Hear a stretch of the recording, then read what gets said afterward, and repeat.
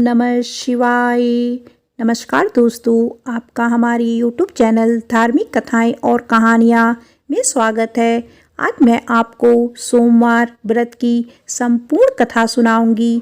अगर आपको यह कथा अच्छी लगे तो आप वीडियो को लाइक, सब्सक्राइब और शेयर जरूर कीजिएगा। आइए सुनते हैं सोमवार व्रत की संपूर्ण कथा। एक साहूकार बहुत अमीर था। उसके पास धन की कोई कमी नहीं थी। साहूकार के पास सभी सुख और ऐश्वर्य के साधन थे, किंतु उसको एक ही दुख था कि उसके कोई औलाद नहीं थी। दिन रात वह इसी चिंता में लगा रहता और वह पुत्र पाने के लिए हर सोमवार को भगवान चंद्रदेव व शिव जी की पूजा करता व व्रत रखता था। साहूकार के भोलेनाथ के प्रति ऐसी भक्ति देखकर एक बार माँ पार्वती जी ने शिव जी से कहा, हे नाथ, ये साहूकार आपका अनन्य भक्त है और सदैव ही आपका व्रत और पूजा भक्ति भाव से किया करता है। आप कृपया करके इसकी मनोकामना पूर्ण कर दें। पार्वती जी के ऐसे वचन सुनकर भोलेनाथ ने माँ गौरी से कहा, हे पार्वती, यह संसार एक कर्म क्षेत्र है।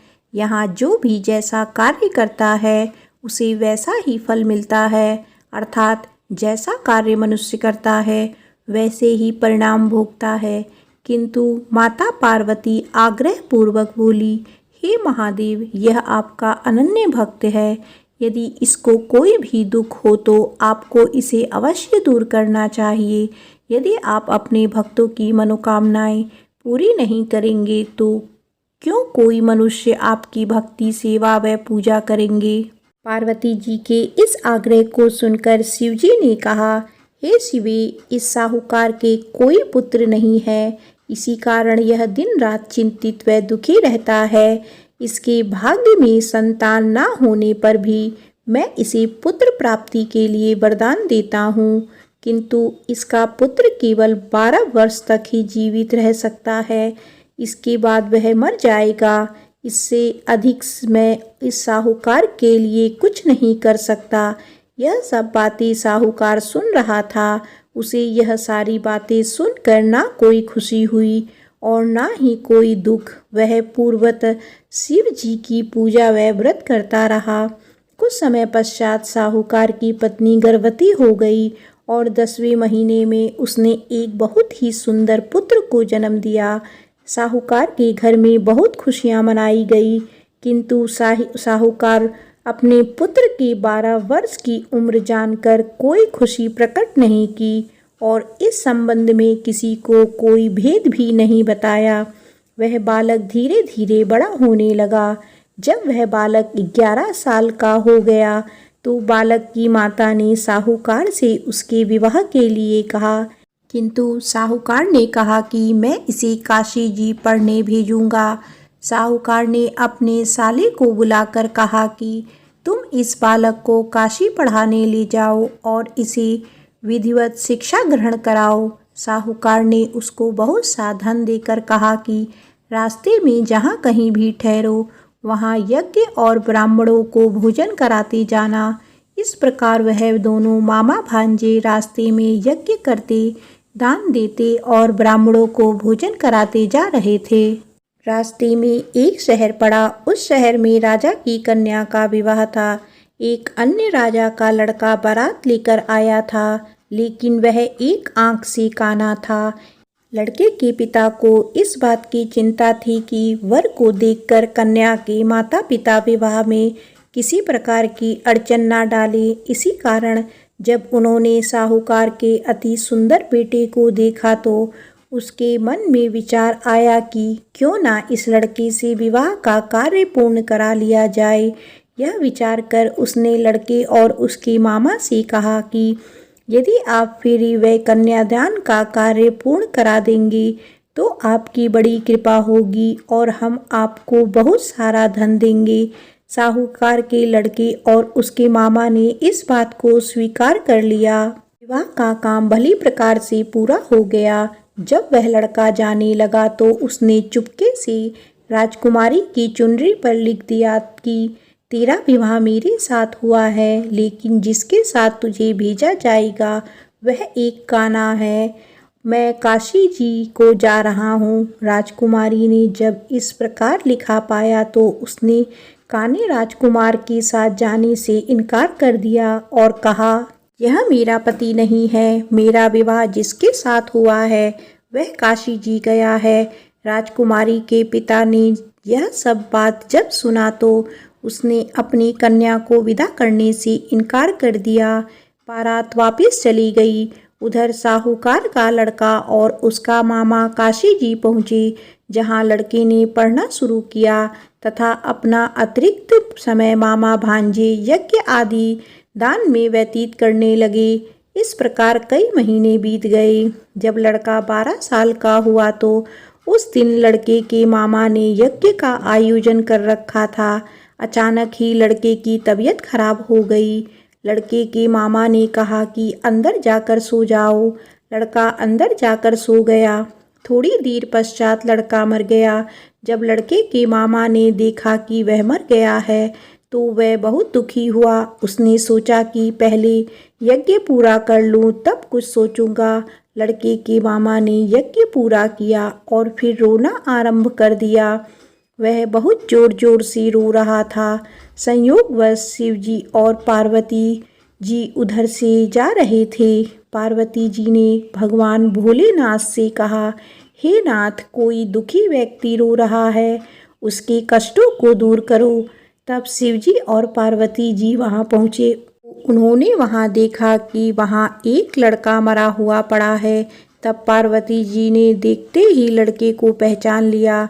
पार्वती जी ने लड़के के मरने का कारण पूछा तो भोलेनाथ ने बताया, हे गौरी, इस लड़के की आयु इतनी ही थी, ये अपनी आयु पूरी कर चुका है। पार्वती जी ने विनम्रता पूर्वक कहा, महाराज, कृपया करके आप इस लड़के को जीवित कर दीजिए, नहीं तो इसके माता पिता इसके वियोग में तड़प तड़प कर अपनी जान दे देंगे। माता पार्वती की बात सुनकर शिवजी ने लड़के को पुनः जीवित कर दिया। शिवजी की कृपा से लड़का जीवित हो गया। शिव शंकर व पार्वती जी धाम चले गए। शिक्षा पूरी होने पर लड़का और उसका मामा पहले की तरह यज्ञ करते, ब्राह्मणों को भोजन तथा दक्षिणा देते हुए अपने घर की ओर चल दिए। रास्ते में दोनों उसी शहर में आए जहाँ पर उस लड़के की शादी हुई थी। वहाँ पहुंचकर दोनों ने यज्ञ करना शुरू कर दिया।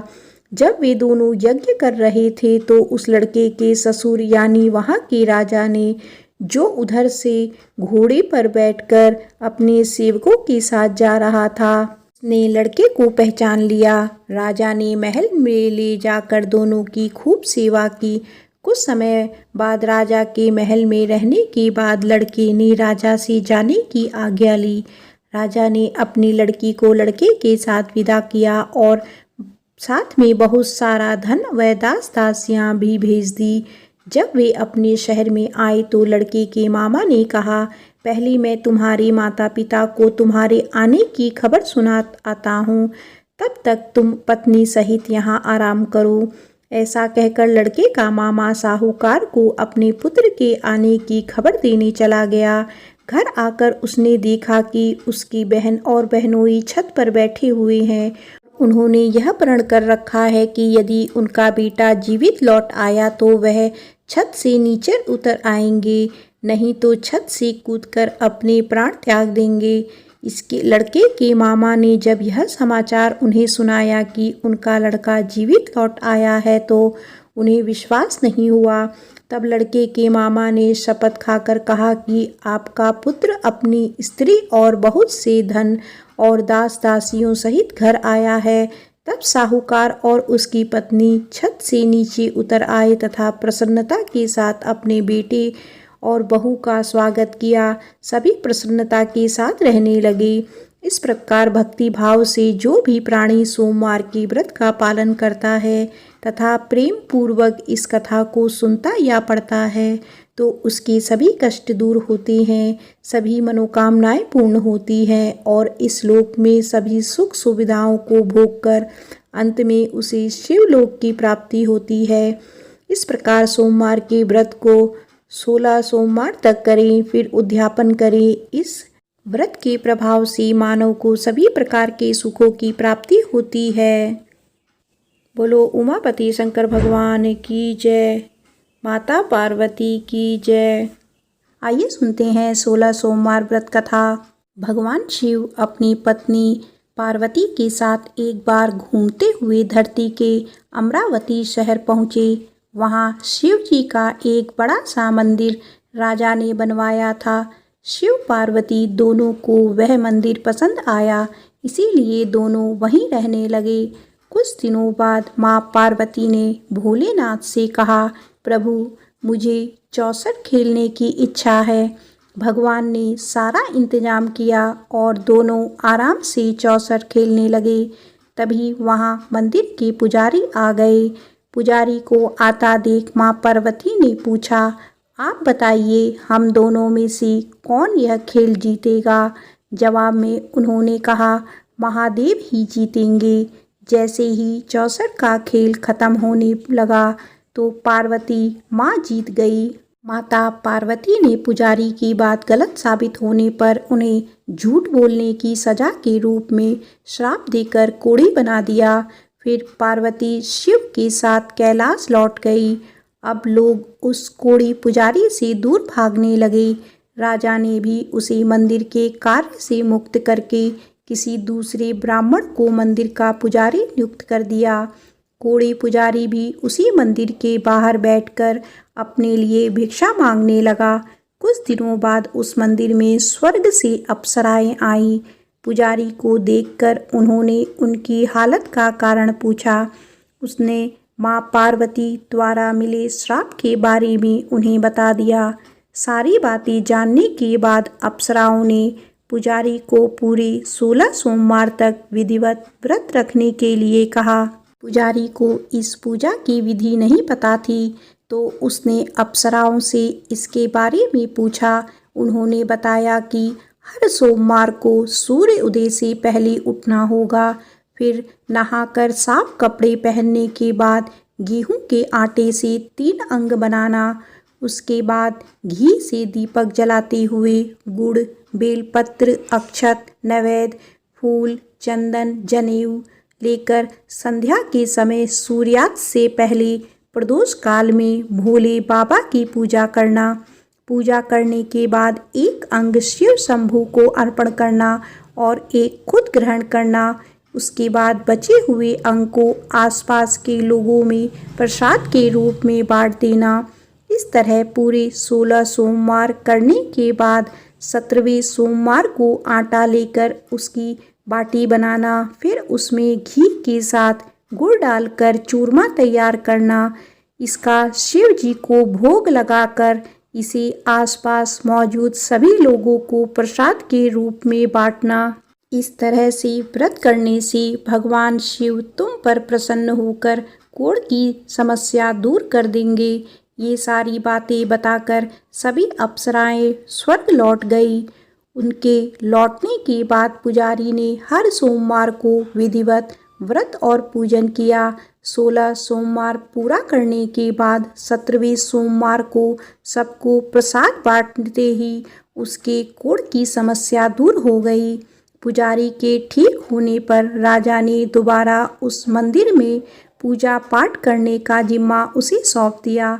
होते होते एक दिन दोबारा भोलेनाथ अपनी पत्नी पार्वती जी के साथ उसी मंदिर में पहुँचे। पार्वती जी ने जब देखा कि वो कोढ़ मुक्त हो गया है, जो उन्होंने पुजारी से पूछा कि ऐसा कैसे हुआ। जवाब में पंडित ने उन्हें 16 सोमवार व्रत करने की अपनी कथा के बारे में बताया। पुजारी की बात सुनकर माँ पार्वती काफ़ी खुश हुई। उन्होंने भी 16 सोमवार व्रत रखने की ठान ली। इसके लिए माँ पार्वती ने पुजारी से पूरी विधि जानने और उसके नाराज बेटे कार्तिक को वापस लाने के लिए नियम से व्रत करने लगी। 17वें सोमवार को जब उन्होंने सबको प्रसाद बांटा तो उसके कुछ दिनों बाद ही कार्तिकेय लौट आए।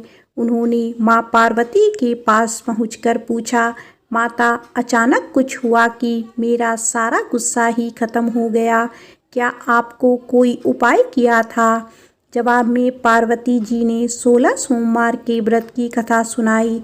यह सुनकर कार्तिकेय को भी 16 सोमवार का व्रत करने का मन हुआ, क्योंकि वो अपने मित्र ब्रह्मदत्त से दूर हो जाने से दुखी था। माता पार्वती से 16 सोमवार व्रत की विधि जानकर उन्होंने परदेश गए अपने दोस्त ब्रह्मदत्त की वापसी की मनोकामना के साथ व्रत शुरू किया। पूरे 16 सोमवार व्रत करने और उसके विधि विधान से समापन करने के कुछ ही दिनों बाद कार्तिकेय का दोस्त लौट आया। वापस आने के बाद ब्रह्मदत्त ने कार्तिकेय से पूछा, आखिर ऐसा क्या किया तुमने कि मेरा मन बदल गया? मैं बिल्कुल भी वापस आना नहीं चाहता था, लेकिन एकदम तुम्हारा ख्याल आया और मैं लौट आया। कार्तिकेय ने भी अपने दोस्त ब्रह्मदत्त को 16 सोमवार व्रत की महिमा के बारे में बताया। इसके बारे में जानने के बाद ब्रह्मदत्त ने भी व्रत रखना शुरू कर दिया। व्रत खत्म होते ही वह अपने दोस्त कार्तिकेय से विदा लेकर यात्रा पर निकल गया। दूसरी नगर पहुंचते ही ब्रह्मदत्त को पता चला कि राजा हर्षवर्धन ने अपनी बेटी गुंजन के विवाह के लिए स्वयंवर रखा है। राजा की प्रतिज्ञा है कि उनकी हथनी जिस भी लड़के के गले में माला डालेगी वही उसकी बेटी से विवाह करेगा। उत्सुक होकर ब्राह्मण भी महल पहुंच गए। वहां कई सारे राजकुमार थे। उसी वक्त हथनी ने अपने सूंड में माला उठाई और ब्रह्मदत्त के गले में डाल दी। राजा ने अपनी प्रतिज्ञा को पूरा करने के लिए ब्राह्मण ब्रह्मदत्त से अपनी बेटी का विवाह करवा दिया। शादी के बाद ब्राह्मण से उसकी पत्नी ने पूछा, आखिर आपने ऐसा कौन सा अच्छा कार्य किया है कि हथनी ने सबको छोड़कर आपके लिए मेरे को चुना? ब्रह्मदत्त ने उसे 16 सोमवार व्रत के बारे में बताया। राजकुमारी ने यह सब जानने के बाद अपने पति से विधि पूछकर व्रत करना शुरू कर दिया। व्रत के समापन के बाद उसने एक सुंदर सा बेटा हुआ, जिसका नाम गोपाल रखा गया। गोपाल जब बड़ा हुआ तो उसने अपनी माँ से पूछा, आखिर मैं आपके ही घर पैदा क्यों हुआ? कौन सा शुभ कर्म आपने किया था? गोपाल को उसकी माँ गुंजन ने 16 सोमवार व्रत कथा सुनाई। गोपाल ने भी शिव शंकर की महिमा जानने के बाद बड़े से राज्य को पाने की चाह में 16 सोमवार व्रत रखना शुरू कर दिया। व्रत पूरा होते ही एक दिन पास के ही राजा को गोपाल पसंद आ गया। उन्होंने अपनी बेटी मंगला से उसकी शादी करवा दी। कुछ ही दिनों के बाद उस राजा का देहांत हो गया। अब गोपाल ही पूरा राज्य संभालने लगा। गोपाल ने भगवान शिव को धन्यवाद करते हुए कहा, दोबारा 16 सोमवार का व्रत रखा। इसके समापन के दिन उसने अपनी पत्नी से भी सभी सामग्री पास के शिव मंदिर तक पहुंचाने के लिए कहा। मंगला ने खुद जाने के बजाय पूजा की सामग्री कुछ सेवकों के हाथ मंदिर तक पहुंचा दी। उसी दौरान आकाशवाणी हुई, राजन, तुम्हारी पत्नी ने 16 सोमवार व्रत का आदर सम्मान नहीं किया। अब तुम उसे अपने महल से तुरंत निकाल दो, वरना तुम्हारा सब कुछ खत्म हो जाएगा। गोपाल ने अपनी पत्नी को अपना आदेश ना मानने और भगवान शिव के अनादर के लिए महल से निकाल दिया। अब वह भूखी प्यासी दर दर भटकने लगी। उसे जो भी सहारा देता उसका सब कुछ चौपट हो जाता था। एक दिन उसने एक बुढ़िया की सूत की गठरी को छुआ तो सारा सूत हवा में उड़ गया। फिर उसने एक तेनाली ने रहने के लिए घर दिया तो उसके सारे तेल के मटके खुद ब खुद टूटने लगे। ऐसी मनहूसियत को देखते हुए हर किसी ने उसे अपने यहाँ से निकाल दिया। अब उसकी कोई मदद नहीं करता था। प्यास के मारे जब वो किसी नदी के पास पानी पीने के लिए पहुँचती तो वो नदी सूख जाती। फिर एक दिन वह जंगल में पेड़ के नीचे छाँव पाने के लिए बैठी। उसी वक्त वह पेड़ सूख गया। देखते ही देखते सारे हरे भरे पेड़ सूखने लगे। कुछ देर बाद वो एक तालाब में पहुंची। वहां का पानी जैसे ही उसने छुआ उस पर कीड़े पड़ गए। यह सब देखकर वो हैरान हो गई और उसी कीड़े वाले पानी को उसने पी लिया। भटकते भटकते एक दिन रानी पुजारी के पास पहुंची। उसे देखकर पुजारी समझ गया कि इसके साथ कुछ सही नहीं चल रहा है। उसने रानी को मंदिर में ही रहने की इजाज़त दे दी। रानी मंदिर में सब्जी या फल को हाथ लगाती तो वो सड़ जाते, आटे को छूती तो उसमें कीड़े पड़ने लगते, पानी से बदबू आने लगती। यह सब देखकर पुजारी ने कहा, लगता है तुमसे कोई बड़ा अपराध हुआ है, जिससे नाराज होकर देवताओं ने तुम्हें दंड दिया है। इस बात के जवाब में रानी ने पुजारी को शिव की पूजा करने के लिए सामग्री से जुड़ी पूरी कहानी बता दी। यह बात जानने के बाद पुजारी बोले, तुम कल से ही 16 सोमवार का व्रत करना शुरू करो। इससे प्रसन्न होकर भोलेनाथ तुम्हें माफ़ कर देंगे। पुजारी से 16 सोमवार की विधि समझने के बाद अगले ही सोमवार से रानी ने व्रत रखना शुरू कर दिया। पुजारी उसे हर सोमवार को व्रत कथा भी सुनाते थे।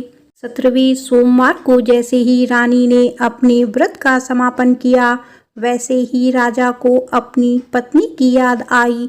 उन्होंने अपने सैनिकों को उसकी खोज में भेजा और घर वापस लाने का आदेश दिया।